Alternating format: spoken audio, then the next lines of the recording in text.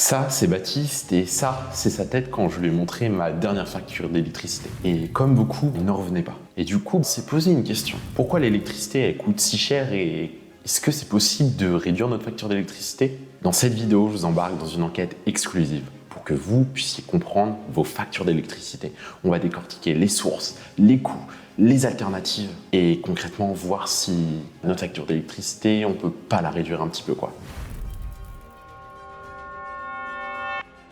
Mais avant ça, on va essayer de comprendre concrètement c'est quoi l'énergie.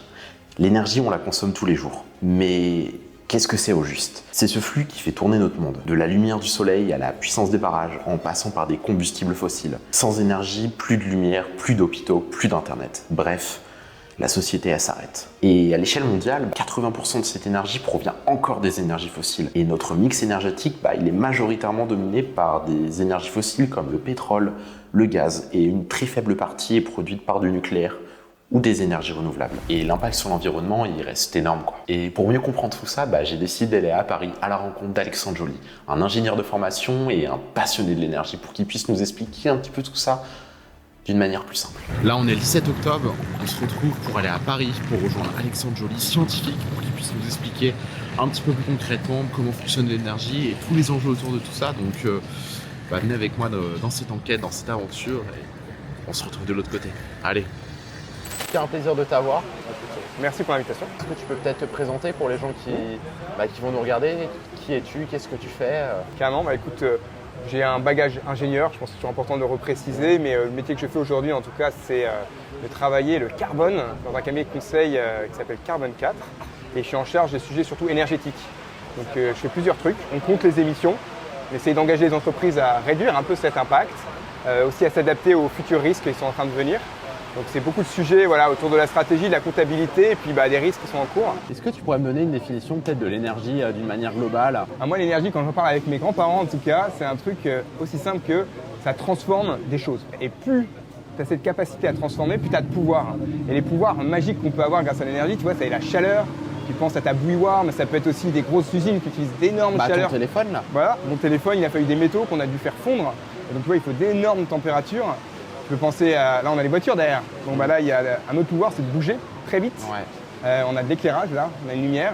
Donc voilà, tout ça, c'est des pouvoirs, c'est ce que l'énergie nous permet d'accéder. C'est cette transformation en fait du monde. Carrément, alors il y a, en termes de type d'énergie, on peut regarder le mix énergétique mondial, ça veut dire les énergies qu'on consomme tous les jours. Dans le monde, grosso modo, il y a 80% d'énergie fossile qui est consommée. Après, c'est du renouvelable quand même en premier lieu, c'est surtout du bois en fait, on a tendance à l'oublier. Mais l'éolien ou solaire dont on entend souvent parler, c'est 2-3%, c'est rien du tout. Ouais, mais même le nucléaire à l'échelle mondiale, finalement, c'est une très faible partie. Par contre, à l'échelle française, en France, c'est quasiment notre principale source d'énergie finalement. Écoute, c'est une bonne question parce qu'en fait, souvent, on fait la confusion entre l'énergie au global, donc énergie fossile, nucléaire, renouvelable, et l'électricité.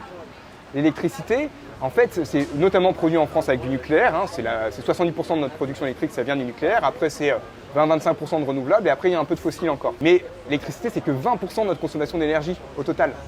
Donc en fait, en France, on consomme encore 70% d'énergie fossile, malgré tout. Donc le nucléaire, c'est super. Pour l'électricité, c'est très bas carbone. Mais pour l'énergie au global, ça pèse 15% de notre mix. L'énergie électrique, l'énergie finale, ce qui nous permet d'alimenter notre téléphone, de pouvoir filmer actuellement. Comment est-ce qu'on fait en fait? Alors toutes les valeurs que je viens de te donner, les chiffres, je raisonne toujours en énergie finale. C'est l'énergie qu'on utilise, c'est comme ça que c'est plus intéressant de réfléchir en fait. Mais tu as raison en fait, avant tout il y a un système énergétique. Moi je le résume toujours en 3 étapes. Première étape, on cherche ce qu'il y a dans l'environnement là et on récupère du bois, du charbon, du uranium. Bon, ça c'est ce qui est brut. Mais après il faut le transformer, il faut le transporter. Par exemple, le pétrole qu'on a dans la nature, on ne le met pas dans la voiture, il faut le raffiner. Et là, en raffinant, on perd un peu d'énergie. C'est comme le nucléaire, il faut le mettre dans une centrale, on ne va pas le mettre dans le jardin pour produire de l'énergie. Donc voilà, il y a tout un système au milieu et qui transforme cette énergie brute en énergie exploitable qu'on peut consommer à la fin et on perd de l'énergie au milieu. Ouais, en France, elle est dissipée du coup, c'est ça? Alors, elle est dissipée souvent en forme de chaleur, c'est souvent la première dissipation. Vous pouvez penser aux centrales nucléaires, il y a un petit nuage blanc là, on pense parfois qu'il y a de la radioactivité là-dedans, c'est juste de l'eau. Oui, ça sent, oui. C'est de l'eau chaude sous forme de vapeur en fait, donc on perd la chaleur. 2/3 de l'énergie d'un réacteur, elle part dans les airs. Et on récupère qu'1 tiers sous forme d'électricité via l'uranium qu'on a mis en entrée. Est-ce que l'énergie est chère? L'énergie physique qu'on produit, En fait, on va faire un petit calcul. On va faire un petit peu de maths quand même, mais je pense que c'est intéressant de se mettre cet ordre de grandeur là. On va prendre le litre de pétrole, parce que le litre de pétrole, c'est l'énergie reine qu'on a partout. Complètement, ouais. Un litre de pétrole, c'est 10 kWh. Kilowattheure, c'est la mesure de l'énergie, ce que vous payez sur la facture d'électricité. Il y a des kilowattheures que vous payez. Un litre de pétrole, 10 kWh. Si vous prenez, toi par exemple, ou n'importe lequel d'entre vous, à pédaler pendant une journée, c'est 1 kWh d'énergie qu'on produit. Okay, donc on va imaginer qu'on prend 10 personnes qui vont pédaler sur une journée, on va les payer au SMIC. Il va falloir qu'on les paye 1 000 € pour produire la même quantité d'énergie qu'il y a dans 1 litre de pétrole. Un litre de pétrole, c'est 2 €, quasiment. Ouais. Donc vous voyez, en fait, l'énergie de nos muscles, elle coûte beaucoup plus cher dans le système économique que l'énergie fossile qu'on a récupérée et qu'on exploite sans même réfléchir. Le premier des leviers, on a toujours tendance à oublier, c'est de consommer moins en fait. Ouais. C'est sûr que ça nous paraît plus simple de substituer une énergie par rapport à une autre, qu'on change rien, et puis par exemple, c'est des producteurs qui s'en occupent, ça arrive à la facture, je paye peut-être 10% de plus, j'ai rien changé. On a fait des progrès qui sont quand même énormes, donc on aura un smartphone demain, potentiellement. Ouais. Il faut juste qu'on l'utilise pendant 10 ans et qu'on ne regarde pas des vidéos de chats dans le métro avec la 6G. Oui. Mais si on fait des usages très sobres et pertinents pour le téléphone, on peut vivre quand même avec des valeurs d'avant, mais dans le monde d'aujourd'hui. Et ce que peu de gens savent finalement, c'est que l'énergie ne se stocke pas facilement à grande échelle. Elle est produite et consommée presque en temps réel, ce qui rend le système super fragile, surtout en hiver, parce que la demande, elle explose. Et vous l'avez sûrement vu d'ailleurs l'hiver dernier, avec les blackouts ou les coupures d'électricité qui étaient forcées, parce que tout simplement le réseau, il supportait pas le nombre de foyers qui avaient besoin de consommer de l'électricité. Bon, maintenant qu'on sait tout ça, on va pouvoir passer à l'étape d'après. Parce que nos factures d'électricité, là, elles continuent à tomber chaque mois. Et pour autant, on ne sait toujours pas très bien de quoi elles sont composées. Parce que quand on regarde une facture d'électricité, on a souvent l'impression de rien comprendre. Pourtant, chaque ligne a son importance. Alors, décortiquons ensemble ce type de facture pour voir exactement où va notre argent. En premier point, on retrouve la consommation d'électricité. Elle est calculée en kilowattheures. C'est l'énergie que vous utilisez pour tout. Chauffer votre maison, allumer vos lumières ou même charger votre téléphone. C'est la partie la plus directe et logique de la facture. Mais c'est pas là que le coût s'arrête. Parce qu'ensuite, il y a l'abonnement. C'est un montant fixe que vous payez chaque mois. Et ce coût, il dépend de la puissance souscrite. Plus la puissance est élevée, plus l'abonnement est cher. Et puis, la troisième partie et la partie la plus importante finalement sur vos factures, c'est les taxes. Parce que oui, en France, on paye des taxes et sur à peu près tous les produits. Et l'électricité, malheureusement, elle n'échappe pas à la règle. Et ces taxes, elles représentent environ 35% de votre facture totale à la fin du mois.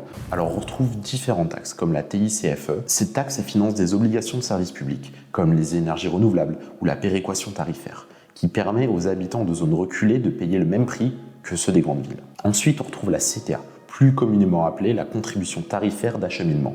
Elle permet de financer les retraites des employés des industries électriques et gazières. Oui, vous avez bien entendu. Et finalement, la partie la plus importante de ces taxes, c'est la TVA, avec environ 20% sur la consommation et 5,5% sur l'abonnement. Ça peut sembler peu, mais ça s'additionne assez vite. Mais ça s'arrête pas là. Ensuite, on retrouve la TURP, ou le tarif d'utilisation des réseaux publics d'électricité. C'est une autre composante majeure de votre facture et elle représente environ 30% de cette dernière.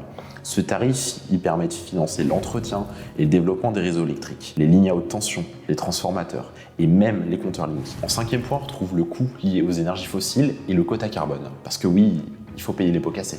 Parce qu'une partie de votre facture, elle dépend aussi du prix des énergies fossiles, comme le gaz utilisé dans certaines centrales électriques, notamment en hiver. À cela, on s'ajoute les quotas de CO2 que doivent acheter les producteurs pour compenser leurs émissions. Ces coûts, eux aussi, ils sont répercutés sur vous, sur nous, les consommateurs. Mais donc, la vraie question derrière, c'est pourquoi est-ce que ces coûts, ils augmentent chaque année? Parce que oui, dernièrement, vous avez dû le voir, les factures, elles ne font qu'augmenter. Pourtant, on l'a vu tout à l'heure avec Alexandre, le prix de l'énergie aujourd'hui, il n'est pas si cher que ça, finalement. Et donc, si les factures augmentent, c'est à cause de plusieurs facteurs. L'augmentation des prix du gaz sur le marché international, les investissements massifs nécessaires pour la transition énergétique et la demande croissante en électricité, notamment l'hiver, quand le chauffage électrique est très sollicité. C'est le principe même de l'offre et de la demande. Maintenant que vous savez ce qui se cache derrière chaque petite ligne de cette facture, je pense que vous comprenez mieux pourquoi il est crucial de réduire sa consommation. Alors, la question que vous devez vous poser et que tout le monde se pose, est-ce qu'il est vraiment possible de réduire cette facture?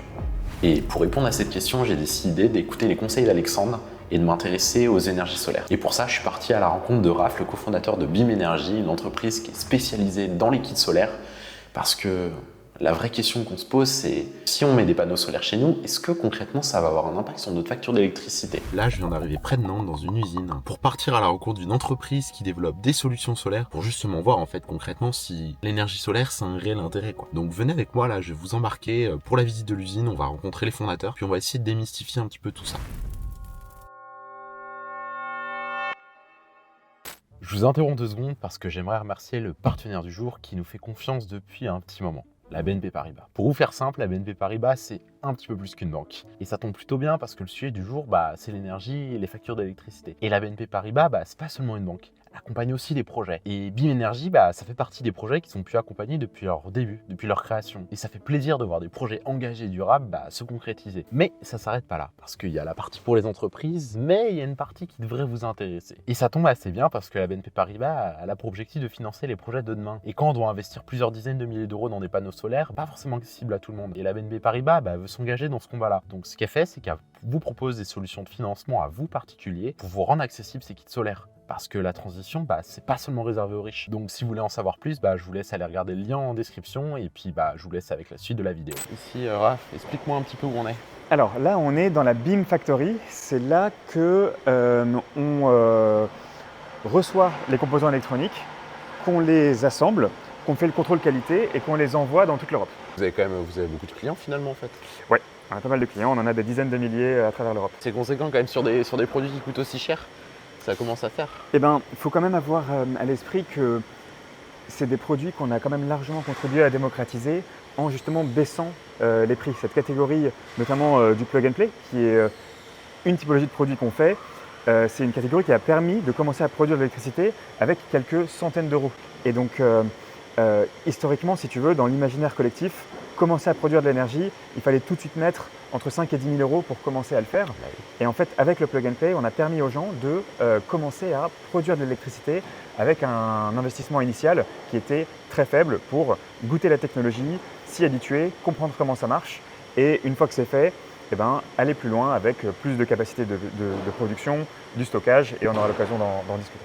Je suis le président de BIM Énergie.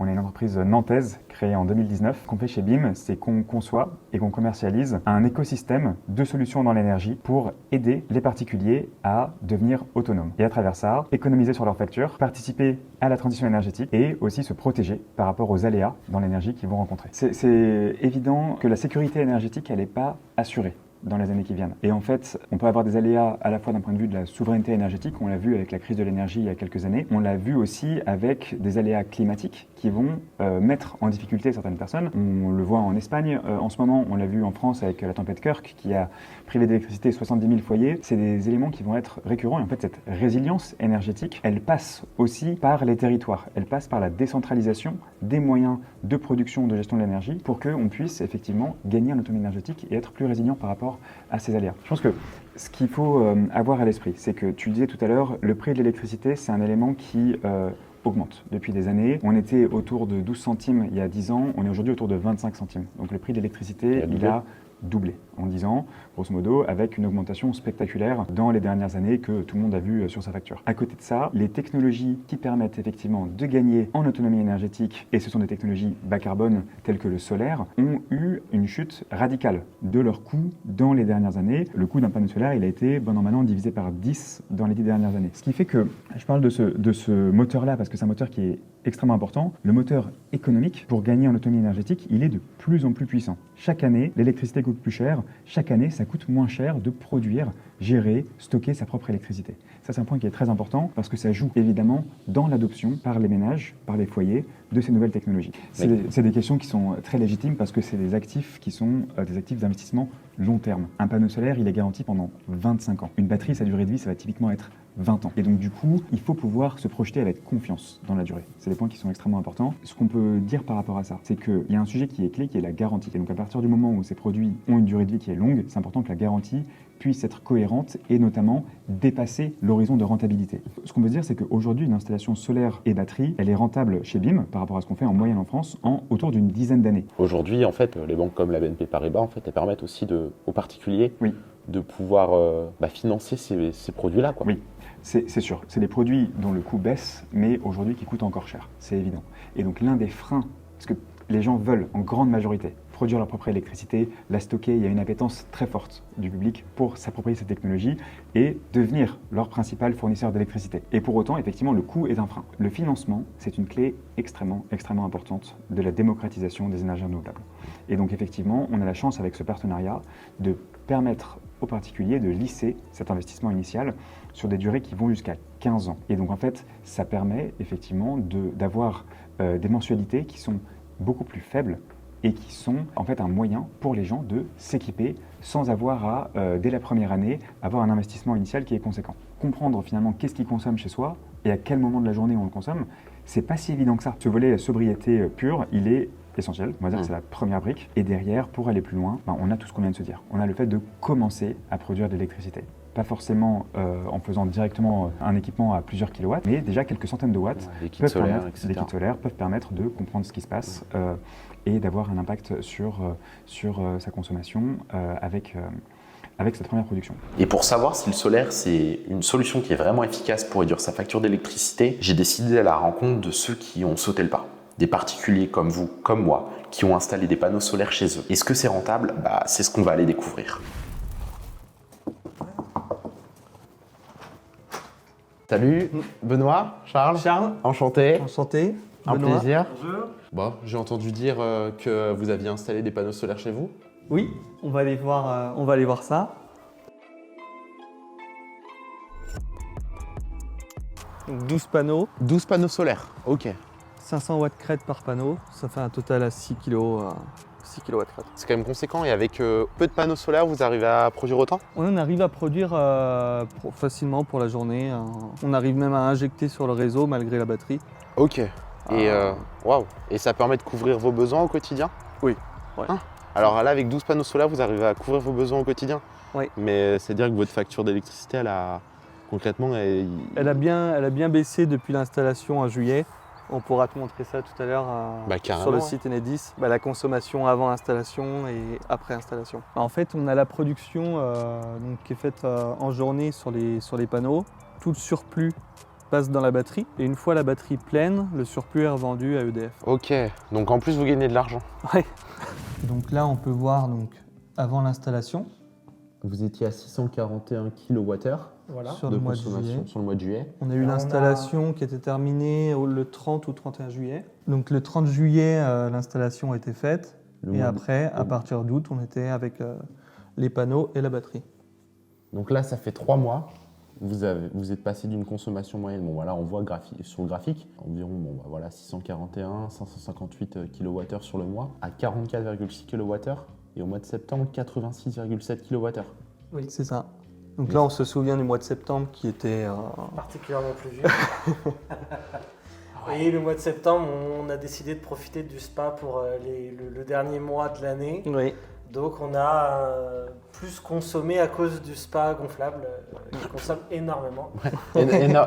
Énormément. Ça se ressent sur la facture. On voit en termes de consommation sur Enedis ce que ça donne, mais au niveau du portefeuille, est-ce que vous savez à quoi ça correspond, à combien vous êtes concrètement le mois de juillet, combien il vous a coûté et combien ça vous coûte maintenant quoi. On était à 150 € par mois d'électricité. On est passé depuis la batterie à 50 € tous les 2 mois, soit 25 € par mois. Ah ouais, donc là c'est 50 € tous les 2 mois, donc ça veut dire que vous étiez à 150 € par mois. Oui. Et donc, on est au réel, donc c'est pas quelque chose c'est pas un forfait sur l'année, c'est bien du réel. Donc on passe de 150 à 25 € par mois, sachant qu'un kit solaire comme ça, globalement il vous a coûté combien l'installation tout compris ? Il nous a coûté 19 000 environ. 19 000 €, mais... Avec les aides de l'État. Ok. Avec la prime à l'autoconsommation. Donc finalement il y a quand même un réel intérêt derrière. Je veux dire, ça va être vite, pas vite, mais sur quelques années ça va être amorti quoi. Il y a plusieurs gros intérêts. Il y a effectivement le stockage pour pouvoir bénéficier de notre surplus la nuit. Et il y a un deuxième intérêt, c'est de pouvoir lisser la consommation, toujours pouvoir utiliser les panneaux solaires, même quand on a un nuage qui passe et qui nous réduit considérablement la production. C'est vrai que là, si on fait la somme, 44, 28, plus 86, on n'est même pas, en 3 mois, on n'est même pas sur la consommation d'un seul mois. Il va falloir 6 mois pour arriver à la consommation du mois de juillet. Alors, est-ce que l'énergie solaire, c'est la solution pour réduire sa facture d'électricité? Eh bien, le témoignage de Charles vous montre que, pour certains, oui, c'est efficace. Mais pour autant, c'est important de peser le pour et le contre, parce que ça demande un investissement. Certes, aujourd'hui, qui est facilité via des financements, comme avec la BNP Paribas, comme avec les prêts. Mais par contre, si on décide de voir à une échelle beaucoup plus long terme, en sachant que le prix de l'électricité va faire qu'augmenter et que la demande va être de plus en plus importante, c'est vrai qu'en se projetant sur 5, 10, 15, 20 ans, les panneaux solaires, c'est quand même une solution qui est quand même assez intéressante, quoi. Alors oui, aujourd'hui, réduire sa facture d'électricité, c'est possible. Ça demande juste de comprendre d'où vient cette énergie et comment elle est utilisée. Parce que la connaissance, c'est ce qui va vous permettre de mieux agir. Que ce soit par les petits gestes du quotidien, en étant plus sobre tout simplement, en essayant de mieux consommer, en éteignant la lumière, en consommant un petit peu moins au quotidien. Et si vous êtes vraiment friand et que vous souhaitez vraiment optimiser, il y a des leviers pour agir. Vous pouvez rénover vos biens pour qu'ils soient mieux isolés et pour que l'énergie que vous mettez à l'intérieur de votre maison, elle soit correctement restituée. Ou alors, vous pouvez aller encore plus loin en produisant et en stockant votre propre énergie, votre propre électricité en installant des kits solaires. Comme nous avons pu le voir dans ce reportage, plusieurs solutions s'offrent à vous. Si vous souhaitez commencer à produire votre propre électricité et que vous êtes encore réticent sur ces solutions, pour quelques centaines d'euros, vous pouvez installer des panneaux solaires dits plug and play qui se branchent directement sur secteur. Alors oui, ces panneaux ne pourront pas couvrir votre consommation d'électricité au global, mais ils pourront vous permettre de produire suffisamment d'électricité pour faire fonctionner votre grille-pain, votre lave-vaisselle, etc. Et si cette vidéo vous a convaincu, vous pouvez, comme Charles et Benoît, installer un kit solaire plus important pour produire davantage d'électricité et procéder à l'installation d'une batterie pour pouvoir la stocker. Alors oui, ces kits solaires seront plus onéreux, mais à long terme, ils seront largement rentabilisés. Et vous, quelles sont vos solutions pour réduire vos factures? Quelles sont vos méthodes? Partagez-les nous en commentaire et souvenez-vous d'une chose, chaque petit geste compte.